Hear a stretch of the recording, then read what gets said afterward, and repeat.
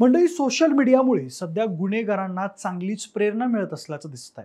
त्याचं कारण म्हणजे राज्यात जर एखादी घटना घडत असेल तर त्या घटनेतून प्रेरणा घेऊन अगदी तसाच प्रकारचा गुन्हा इतर कोणत्या तरी ठिकाणी घडताना दिसतो। आता सध्याच्या घडीला बीड आणि पुण्यात होणाऱ्या हिंसक घटनांची प्रेरणा घेऊन इतर जिल्ह्यात तशा प्रकारचे गुन्हे घडताना दिसत आहेत। त्याचंच एक उदाहरण म्हणजे कोल्हापूरच्या कागल तालुक्यातल्या निडोरी गावात घडलेली ही घटना। बीड सारखाच मारहाण करून हत्या करण्याचा पॅटर्न इकडे देखील आता उदयास यायला लागलाय। इथल्या एका 24 वर्षीय युवकाला कुर्णी आणि मुरगुड येथील तिघांनी निर्जनस्थळी नेऊन विवस्त्र करत काठ्या गजानं मारहाण करत जखमी केलं। शिवाय त्याच्या प्रायव्हेट पार्टवर लाथा मारत त्याचा व्हिडिओही काढला। प्राथमिक माहितीमधून ही घटना प्रेम प्रकरणातून घडली असल्याचं बोललं जात आहे। पण नेमकं काय घडलंय कोल्हापूरमध्ये सगळं जाणून घेऊयात या व्हिडिओच्या माध्यमातून। नमस्कार, मी प्रथमेश आणि तुम्ही पाहताय विषय। मंडळी, सौरभ भरमा कांबळे असं या पीडित तरुणाचं नाव असून त्याला कोल्हापूर इथल्या खासगी रुग्णालयात दाखल करण्यात आलाय। प्रेम प्रकरणातून ही मारहाण झाली असल्याची माहिती आहे। मुरगुड पोलीस ठाण्यात पोलिसांनी आता या प्रकरणी गुन्हा दाखल करत तिघांना अटक केली आहे। याबाबत पोलिसांनी दिलेली सविस्तर माहिती अशी की सौरभ हा 24 वर्षीय युवक काल सकाळी 10:15च्या सुमारास मुरगुड नाका क्रमांक 2 इथं चहा पीत उभा होता। त्याचवेळी प्रशांत करडे राहणार मुरगुड तालुका कागल याने त्याला बोलावून घेऊन जातीवाचक शिवीगाळ केली आणि गाडीवर बसून कुर्णी येथील कालव्याजवळ असलेल्या एका शेडमध्ये नेलं। तिथं करडेसह शिवप्रसाद शहाजी पाटील आणि शुभम जीवन पाटील दोघेही राहणार कुर्णी तालुका कागल यांनी त्याला विवस्त्र करून गज, काठ्या आणि लाथाबुक्क्यांनी बेदम मारहाण केली। तसेच त्याचा प्रायव्हेट पार्ट आवळून मारहाण करण्यात आली।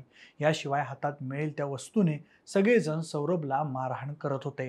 याच दरम्यान त्यांच्यातील एक जण या मारहाणीचे मोबाईलमध्ये चित्रीकरण करत होता। पण पुढे एका शेतकऱ्यानं त्यांना अडवलं, पण त्याला सुद्धा पुन्हा त्याच शेडमध्ये नेऊन जोरदार मारहाण करण्यात आली असं सौरभ यानं माध्यमांशी बोलताना सांगितलंय। मारहाणीमध्ये तो गंभीर जखमी झाला, तो बेशुद्ध अवस्थेत पडला होता। याच दरम्यान एका अनोळखी व्यक्तीने निढोरी येथे फोन करून पोराला ठार मारतील, लवकर येऊन घेऊन जावं असं सांगितलं। यावर निडोरीतील काही ग्रामस्थांनी तातडीनं घटनास्थळी जाऊन सौरभला त्यांच्या ताब्यातून सोडवलं। त्यानंतर त्याला मुरगुड ग्रामीण रुग्णालयात नेण्यात आलं। तिथं प्राथमिक उपचार करून त्याला कोल्हापूरला पाठवण्यात आलं। तो सध्या खासगी रुग्णालयामध्ये उपचार घेत आहे। या संदर्भात सौरभचा भाऊ विजय कांबळे यानं मुरगुड पोलीस ठाण्यात फिर्याद दिली आहे। पोलिसांनी या प्रकरणी अनुसूचित जाती जमाती अत्याचार प्रतिबंधक कायद्यानुसार गुन्हा दाखल केला आहे। करवीर उपविभागीय पोलीस अधिकारी क्षीरसागर तपास करत आहेत।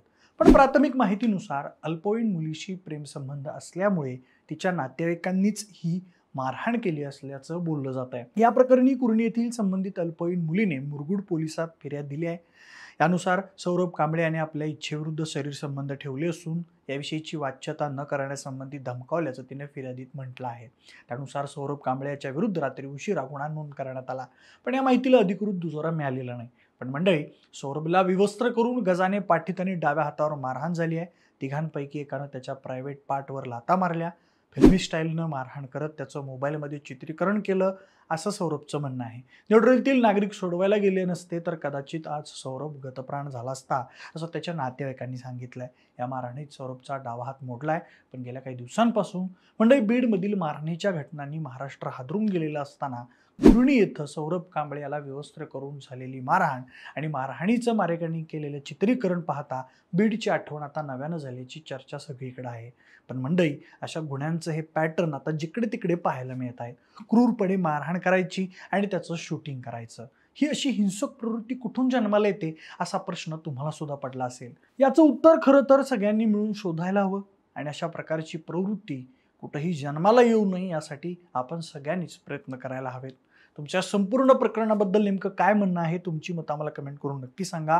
सोबतच आपल्या विशेष भारी या यूट्यूब चॅनलला सबस्क्राईब करायला विसरू नका। आणि हो, जर हा व्हिडिओ तुम्ही फेसबुकवर पाहत असाल तर तिथेही आपल्या विशेष भारी FB या फेसबुक पेजला फॉलो करायला अजिबात विसरू नका। धन्यवाद।